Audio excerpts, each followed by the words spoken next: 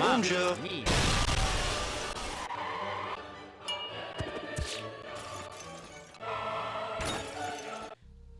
Welcome to Art, Wine, and Anarchy. Today we are at the law office and gallery of Lockey White, lawyer by day, artist by night.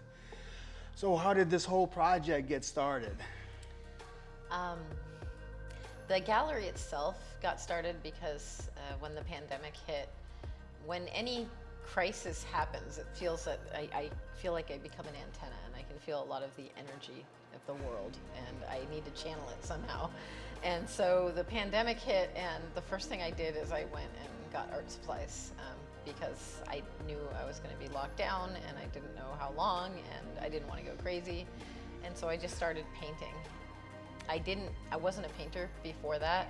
I had just a few months before the pandemic hit, I'd started playing around with my daughter's paint kit and I'd done some tutorials and I realized I had skill, and so once I convinced myself I could paint, I had fun painting. And before then I didn't really realize that it could be fun.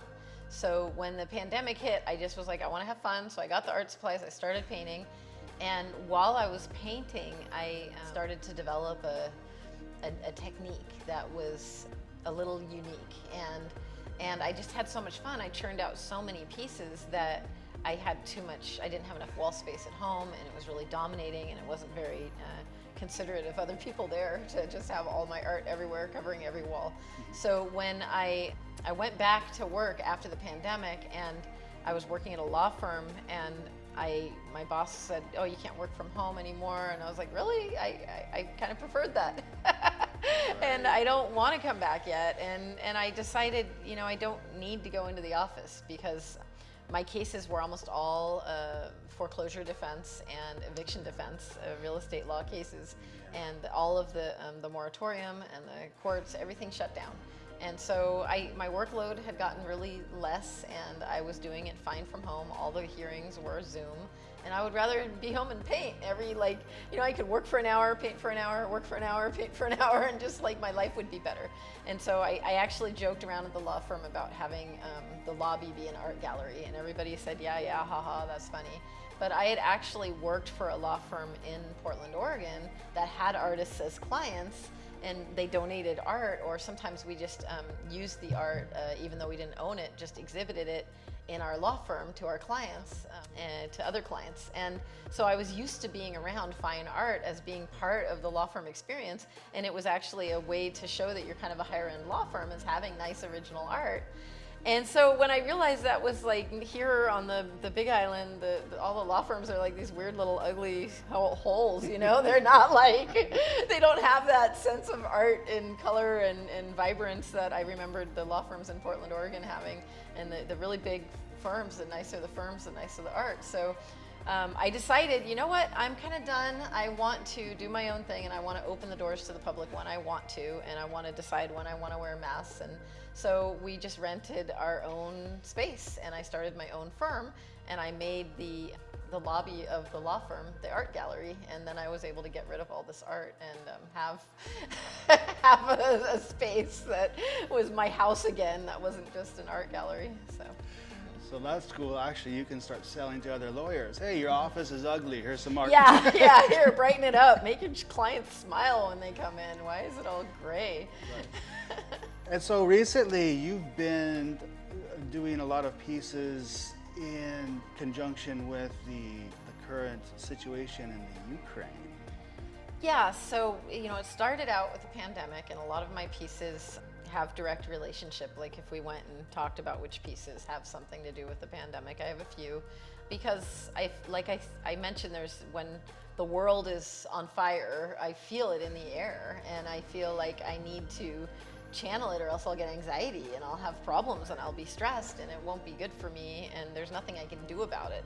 So when there's a real stressful situation in the world and there's absolutely nothing I can do about it, I just go and do art.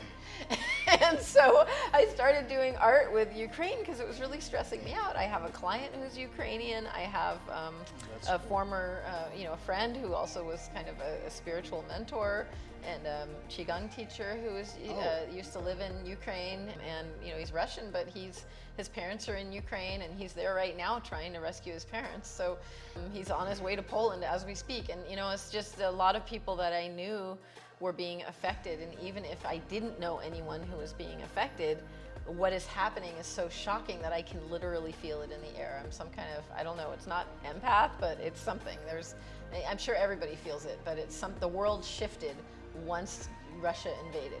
And so I started to feel it, and the art I was compelled. It was a compulsive response where I just started painting. And at first I thought it had nothing to do with the whole conflict in Ukraine. And then the first piece that came out is actually this one behind you.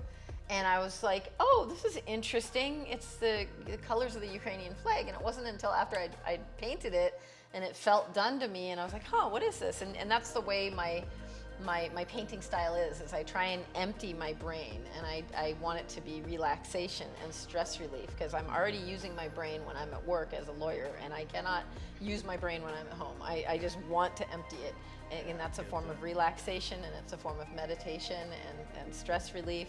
And I just play. And if it's not fun, if I'm not having fun, and I'm stressing out because I'm drawing a bear and it doesn't look like a bear and the ear is weird, then I'm not having fun, then there's no reason to do art, because this is my recreation. So I'm playing, and things come out because I'm purposely emptying what I do. And I found that the more I let the universe control the result, the less I interfere with that, the more interesting it is, and it becomes even more exciting for me, because it's a process of discovery, because I don't know what I'm painting and I'm curious what it's going to end up being. And so when it's done and it just feels done, then I look at it afterwards after it's dry, and I'm like, what was it? What is it? And sometimes I need another layer if I can't figure it out, and other times I don't know what it is, but I ask other people and it has meaning to other people. And so when this one was done, I was like, whoa, this feels like chaos. What the hell is this? And I looked at it and I was like, oh my God, these are the colors of the Ukrainian flag. And then I went, oh goodness, this is like a war. and I felt and I saw this amazing scene. And then this is the other thing that I like to do with my art, is that once the image emerges, I feel that the art has come alive.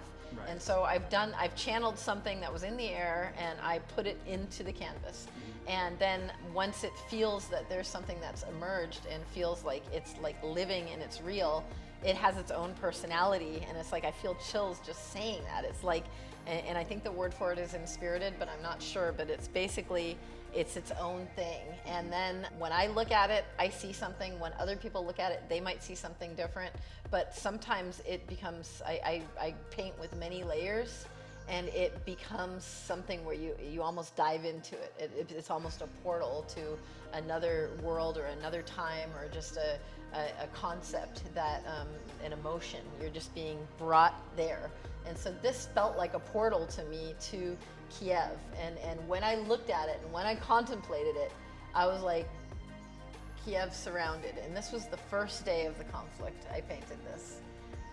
And it's really emotional. It's like, that's the thing, is that some of this art is like, I know it's real because of the emotion that it invokes. It's not, I'm not painting for beauty. I'm painting for meaning and for feeling and for love, And this one, and I don't want to cry because it'll mess up my makeup or whatever, but if you see, there's a little thin strand in the middle, and this is the calm blue of the city and the Kiev, and the high rises are like the strokes going up, and there's like a little bit of rockets and fighting around and chaos and stuff, but ultimately there's this thin line standing strong and straight, but very weak because it's thin. Even though it's standing strong, it's not strong. It has, it doesn't have that base and that foundation. That's Zelensky. That, when I looked at that, I was like, oh my God, that's Zelensky. That little line, just saying, I know I am righteous here. And so that to me was like, okay, this is Kiev surrounded, and this has meaning. And then after that, it was like something just opened up, and I started just painting. I think I'm at 39. I don't know where day 15 or whatever of the the invasion, and I've been painting like more than 3 a day some days, you know, but sometimes they're small pieces like these ones, so I can churn out several a day. That's cool. So, you want to take a little tour? Sure. All right. So, stay tuned for the next portion.